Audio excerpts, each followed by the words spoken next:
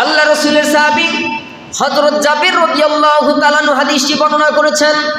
নবী করিম সাল্লাল্লাহু আলাইহি ওয়াসাল্লাম ইন্তেকালের 3 দিন আগে, কয়দিন?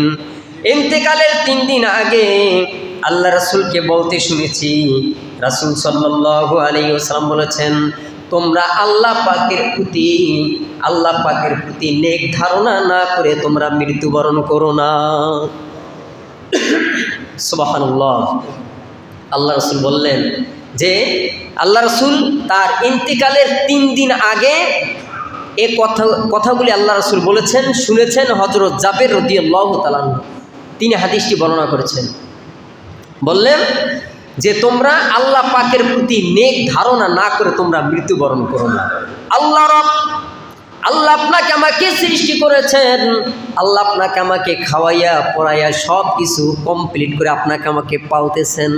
নেক ধারণা, ভালো ধারণা, আল্লাহ পাক আপনাকে আমাকে সৃষ্টি করেছেন এবং সৃষ্টিকর্তা সে আল্লাহ আপনাকে জীবিত রেখেছেন, আবার মৃত্যু দেন, সব কিছু করেন আমাদের রব।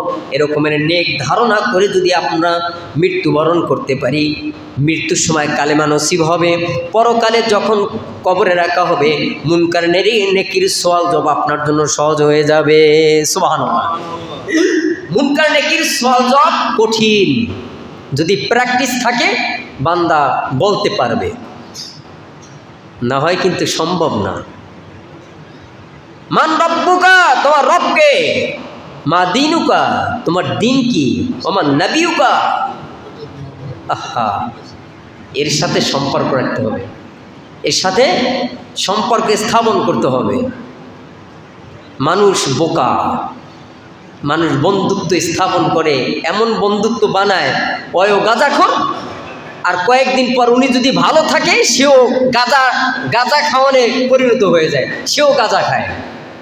এমন মানুষের, অথচ তোমরা সৎ মানুষের সংস্পর্শে থাকো, ভালো মানুষের সাথে থাকলে তুমি ভালো হবে, খারাপ মানুষের সাথে চলাফেরা করলে তুমি খারাপই হবে, এটাই নিয়ম। আল্লাহ রাসূল এই জন্য বলছেন তোমরা ভালো সংস্পর্শে থাকো।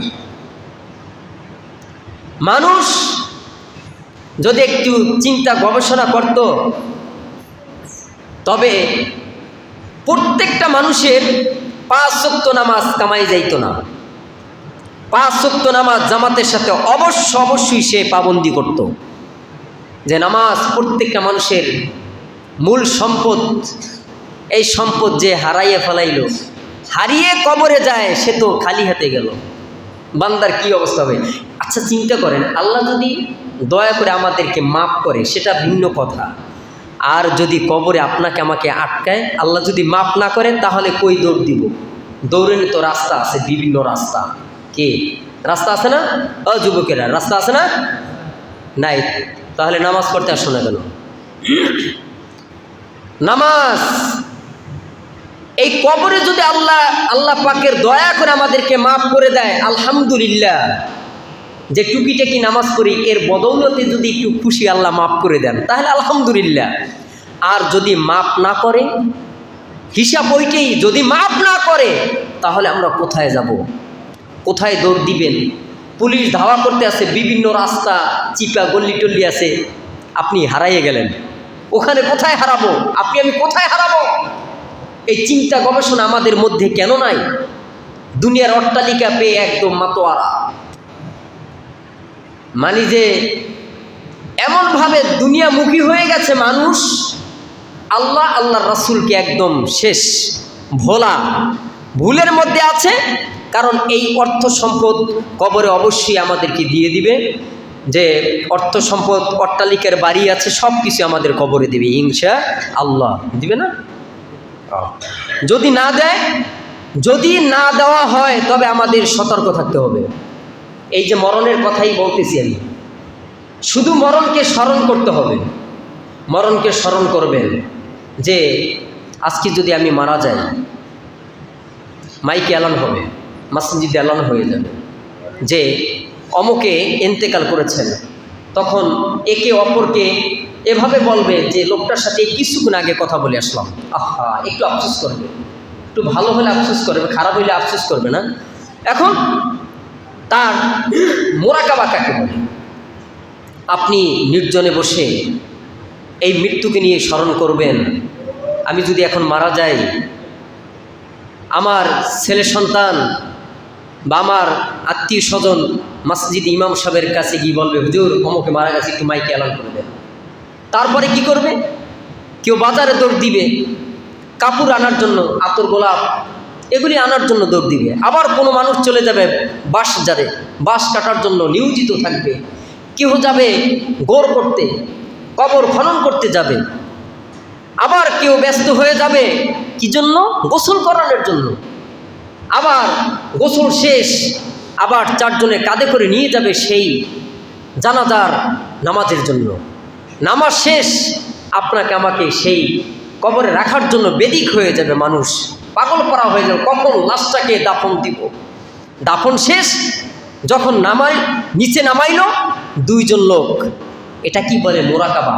আপনি নির্জনে বসে গভীর মন দিয়ে একটু চিন্তা গবেষণা করবেন এই মরণকে নিয়ে, দেখবেন আল্লাহর অলিতে পরিণত হতে বেশি দেরি হবে না।